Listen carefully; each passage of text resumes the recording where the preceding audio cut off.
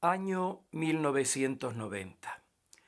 Yo, Ariel Quiroga, con 50 años, era un hombre de teatro, definitivamente decidido a no volver al teatro.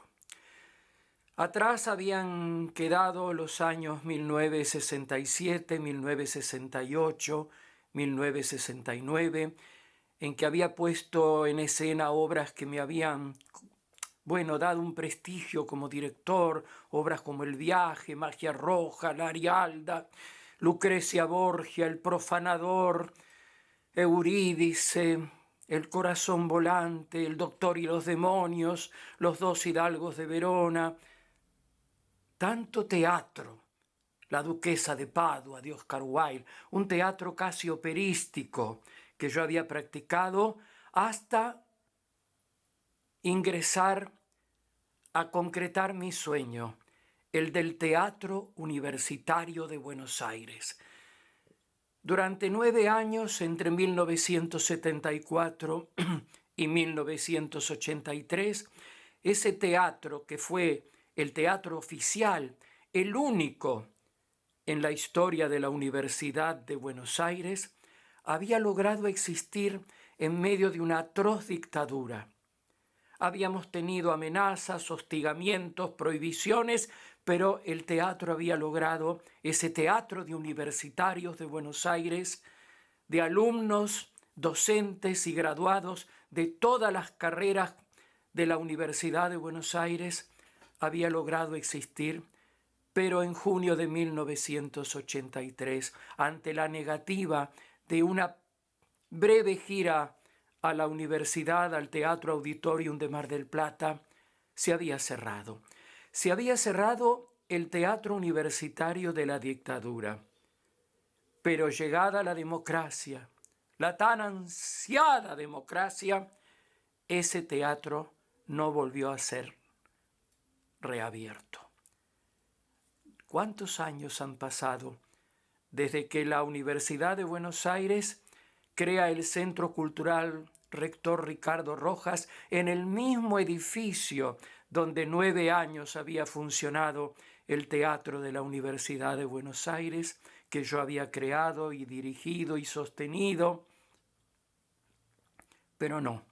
Entonces yo, en 1990, ante la negativa de poder seguir estando en ese hermoso teatro de universitarios, era un hombre fracasado, un hombre que había renunciado al teatro y que se había prometido a sí mismo morir sobre un escenario, como Molière. No. En fin. En 1989 había hecho mi último acto teatral, que no había sido ni una actuación ni una puesta en escena. Había sido una conferencia en el Salón Dorado del Teatro Nacional Cervantes, donde hablé de los orígenes del mito clásico, los orígenes del teatro, que eran los orígenes de las danzas rituales, las danzas dionisíacas. En el Teatro Cervantes, donde el teatro universitario había estado en 1976 haciendo un repertorio, donde ese mismo teatro universitario había estado en 1980 en el primer día mundial, el primer día nacional del Teatro Nacional, haciendo una obra de Juan Carlos Viano, y donde había estado en su último año, en 1983, convocado para el Día Mundial del Teatro, ahí en el Teatro Nacional Cervantes.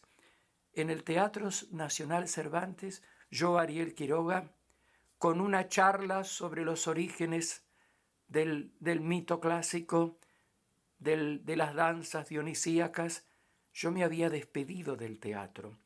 Y en 1990, vuelvo al comienzo de esta charla, yo era un hombre fracasado, un hombre sin rumbo, porque mi derrotero de vida desde los 14, 16 años era el teatro, y el teatro ya no estaba más. Y estaba en un grupo de autoayuda, de esos grupos que no sirven para nada, pero a los que uno va tratando de encontrar un nuevo camino o algo para subsistir. Y un compañero de ese grupo me dice: vos estás en un diccionario, Ariel. Y me trae esto: el primer diccionario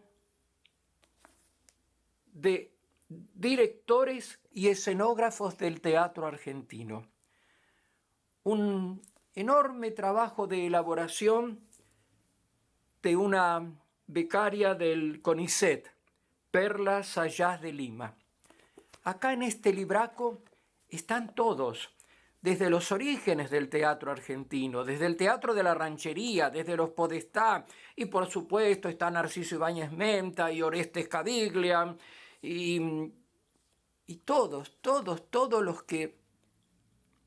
los que han hecho trabajos de dirección o grandes trabajos de escenografía, como el inmenso Saulo Benavente en el teatro argentino.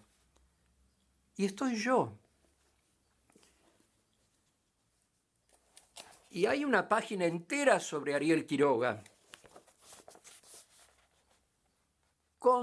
vaya a saber de dónde sacó esta señora, esta investigadora del CONICET. Todo esto es lo que ella encontró de mi trayectoria teatral. De alguna manera tenía que resignarme en 1990 a que, si bien estaba vivo, al haber entrado a formar parte de un diccionario, era ya como que hubiera muerto, porque los diccionarios generalmente guardan recuerdos de personas muertas. Pero bueno, a lo que voy es a esto. Esa reseña de mi trayectoria teatral que logra hacer Perla Sayás de Lima en este diccionario termina con un párrafo que lo voy a leer, aunque casi lo recuerdo de memoria. Su labor al frente del Teatro de la Universidad de Buenos Aires, intensa y continuada, convocó a un fervoroso público que lo acompañó alrededor de una década y lo convirtió en uno de los pioneros del teatro universitario en la Argentina. Todo el desamor, todo el desprecio que me había brindado la Universidad de Buenos Aires, la de la dictadura y también la de la democracia, que no quiso saber de nada, ni conmigo, ni con el teatro que yo había dirigido, estaba reivindicado en este párrafo. Su labor, intensa y continuada, lo convirtió en uno de los pioneros del teatro universitario en la Argentina. Pero quiero ser honesto. Y antes de explicar que en realidad yo no fui, sí, habré sido un pionero en la Universidad de Buenos Aires, pero del teatro universitario en la Argentina hubo otra pionera antes que yo.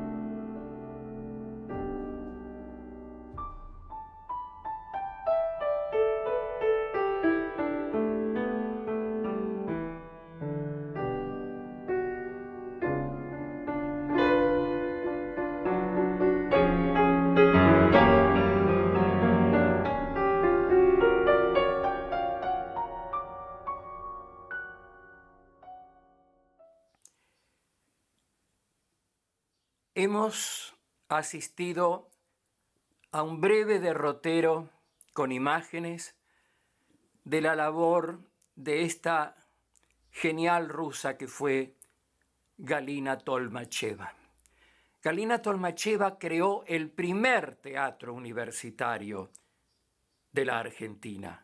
Lo creó en Mendoza, no en la Universidad de Buenos Aires, pero ella es realmente la pionera, la que después creó una escuela de teatro en Mar del Plata en 1955, la escuela que yo vivo hace 12 años en Mar del Plata y no sabía que existía hasta que me puse a ver qué había hecho Galina Tolmacheva. Y les cuento una cosa más. En 1962 yo era un integrante del numeroso elenco de una obra que fue éxito todo ese año 1962, un éxito escandaloso. Lástima que sea una perdida, de John Ford, que narra, es una historia, es una obra escrita en la época de Shakespeare, que cuenta el amor incestuoso de dos hermanos, una especie de Romeo y Julieta entre hermanos, y termina tan trágicamente como Romeo y Julieta. Yo era un integrante del elenco que hacía el único papel cómico de la obra, el Bergetto. Un año entero en cartel, críticas maravillosas. Y entre el numeroso elenco, en la obra de tanto despliegue, había jóvenes que hacían los papeles de guardias, que entraban un poquitito, que ni hablaban siquiera. Y me había hecho amigo de uno de esos guardias, un mendocino, Eduardo Schmidt. ¿Qué será de él? Lo que pasa es que este mendocino era un teórico del teatro, aunque hacía nada más que un papel de guardia. Estaba muy imbuido de toda esa teoría de Stanislavski, de Meyerhold, de todo ese mundo teórico que nos inundaba de nociones. Cuando éramos jóvenes todos queríamos saber todo lo que había escrito Stanislavski, todo lo que había hecho Meyerhold, Max Reinhardt, Gordon Craig, los grandes creadores, Antoine Artaud del teatro moderno. Y íbamos a charlar con este mendocino, a comer pizza por la calle Corrientes, a la salida del teatro. El teatro estaba en Callao y Corrientes, donde hacíamos, lástima que sea una perdida, y nos pasábamos las madrugadas teorizando, discutiendo que esto, que lo otro, que Stanislavski sí, que Stanislavski no. Yo tenía 22 años y él debía tener más o menos como yo. Y un día me dice el mendocino Ariel, te voy a regalar un libro, que yo lo tengo, sí, pero él vivía en pensiones, no tenía domicilio fijo y además pensaba volverse a Mendoza porque no le iba bien en Buenos Aires. Y me regala el libro Los creadores del teatro moderno de Galina Tolmacheva. Y ahí me entero quién era esta mujer que todavía vivía en ese momento, llevaba años haciendo docencia teatral en Mendoza. Y era la que había creado el primer teatro universitario en la Argentina, en Mendoza, que después lo heredó Boyce Díaz Ulloque y fue durante muchos años el famoso Teatro Universitario de Tucumán, el que venía al Teatro Nacional Cervantes con grandes producciones teatrales, que también después fue destruido, como fue destruido el que yo creé en la Universidad de Buenos Aires. Se ve que los teatros universitarios molestan, vaya a saberse por qué. Estaba hablando, cuando yo recibí este libro hermoso, un libraco enorme de Galina Tolmacheva, de manos del mendocino. Después ese libro, muchos años después, cuando ya el mendocino no sabía si existía, si había ido a Mendoza, nunca más supe de él, lo doné a la Biblioteca de Argentores, en la calle Virrey Melo y Callao. Estoy hablando de 1962, cuando yo me entero de quién era Galina Tolmacheva.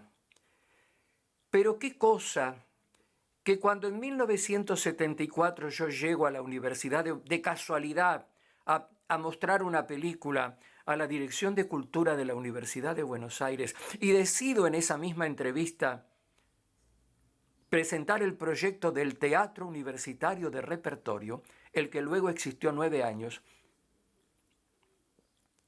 debo haber llevado en mente esa idea del teatro universitario que me había inculcado la lectura de las enseñanzas de Galina Tolmacheva. Todo se une, todo se va uniendo. Uno crea en base a herencias. Es esa cosa de la que nos habla Jean-Louis Barrault, la enseñanza de los faros guías, las cosas que subjetivamente quizá están dentro de uno. O sea que cuando yo me convertí, según ese diccionario de directores editado en 1990, que me sindica como uno de los pioneros del teatro universitario en la Argentina, es porque dentro de mi conciencia, dentro quizá de mi recóndita memoria, de mi memoria emotiva, para citar a Stanislavski, estaba la enseñanza de crear un teatro en una universidad que había heredado de Galina Tolmacheva.